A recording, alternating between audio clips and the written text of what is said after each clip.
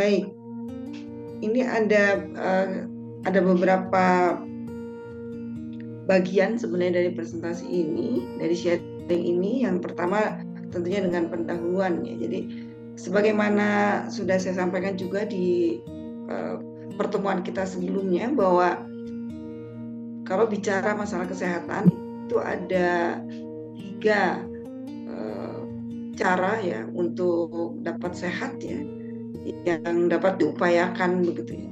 Jadi ada terapi yang betul-betul berbasis pada bahan kimiawi ya, obat-obatan yang berasal dari bahan-bahan kimia yang biasanya juga diresepkan begitu oleh dokter atau rumah sakit begitu.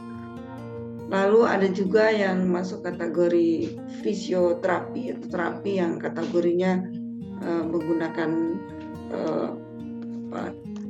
introduksi dari perlakuan terhadap fisik ya, itu yang mendukung juga kesembuhan biasanya. Lalu yang berikutnya ada terapi yang menggunakan senyawa aktif dari non kimiawi ya, yang kita kenal dengan terapi herbal. Jadi kalau bicara herbal itu memang kategorinya yang utama adalah tidak ada introduksi bahan kimia aktif dari bahan kimia sintetis. Jadi betul-betul murni dari tumbuhan ataupun dari bagian-bagian tertentu ataupun senyawa tertentu yang mungkin diambil dari makhluk hidup lainnya selain dari tumbuhan. Nah, terapi herbal memang populer sebagai terapi alternatif selama ini dikenalnya, tetapi tren yang terjadi ya seiring bertambahnya waktu dan perubahan-perubahan yang terjadi pada lingkungan ya, yang berdampak pada kesehatan baik itu fisik maupun mental ya pada individu, itu menjadikan terapi herbal sebagai terapi bukan lagi alternatif, tapi ada juga yang mengutamakannya menjadi terapi utama dari proses penyembuhan berbagai keluhan. Nah, bicara terapi herbal, ini fokus utamanya memang berdasarkan dari analisis penyebab keluhan. Jadi tidak semata-mata, ini harus dipahami ya, targetnya itu langsung pada organ yang merasakan sakitnya atau merasakan keluhannya, tetapi lebih kepada menganalisis mengapa keluhan itu dapat terjadi ya. Itu prinsip terapi yang menggunakan bahan baku, bahan fitokimia dari herbal khususnya. Jadi berbeda dengan bahan kimia yang digunakan sebagai terapi obat medis ya. Itu langsung pada keluhannya, misalnya organ yang bermasalah apa, biasanya target dari bahan kimia obatnya itu langsung mengenai kepada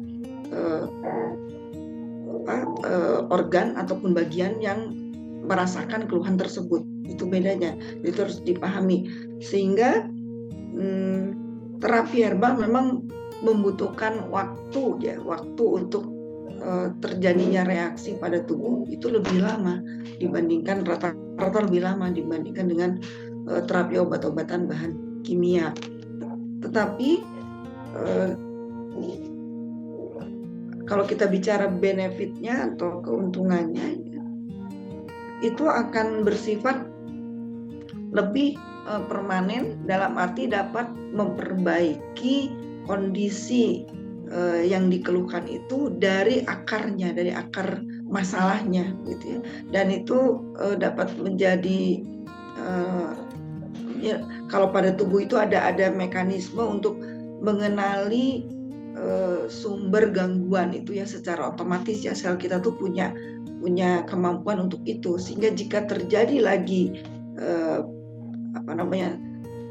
introduksi dari gangguan tersebut ke dalam tubuh itu sudah lebih siap untuk menghadapinya. Tubuh kita sudah lebih siap untuk menghadapinya tanpa harus diberikan obat-obatan lainnya begitu ya, obat-obatan yang sama dengan dosis yang lebih tinggi atau obat-obatan lainnya begitu. Jadi ada mekanisme perubahan yang terjadi pada tubuh secara bertahap yang menuju kepada kestabilan, sehingga tubuh menjadi lebih responsif terhadap gangguan ataupun introduksi dari penyebab keluhan itu, ya, sehingga di kemudian hari dia akan menjadi lebih tahan dan lebih dapat menanggapinya dengan sendirinya, begitu ya, tanpa dibantu lagi dengan konsumsi obat-obatan kimiawi khususnya, ya, begitu. Jadi butuh kesabaran tentunya, ya, butuh juga kontinuitas, karena prosesnya seperti yang dijelaskan pada pertemuan yang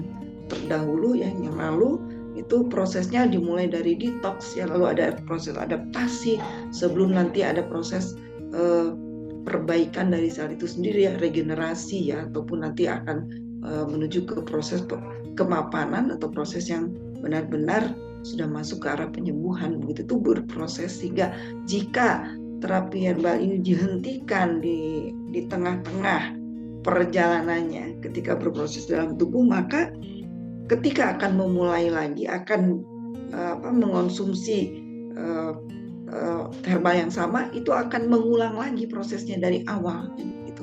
Jadi ini perlu juga dipahami, sehingga diperlukan memang kesabaran, dan kesabaran itu didapat tentunya dari knowledge, dari pengetahuan mengenai cara kerja dari herbal tersebutnya, dari fitokimia yang ada di dalam bahan baku herbalnya. Nah, jadi fokus utama sekali lagi adalah mulai dari menganalisis penyebab keluhan, lalu memulai upaya perbaikan yang bersumber pada penyebabnya dan atau bagian tubuh yang mengalami gangguan.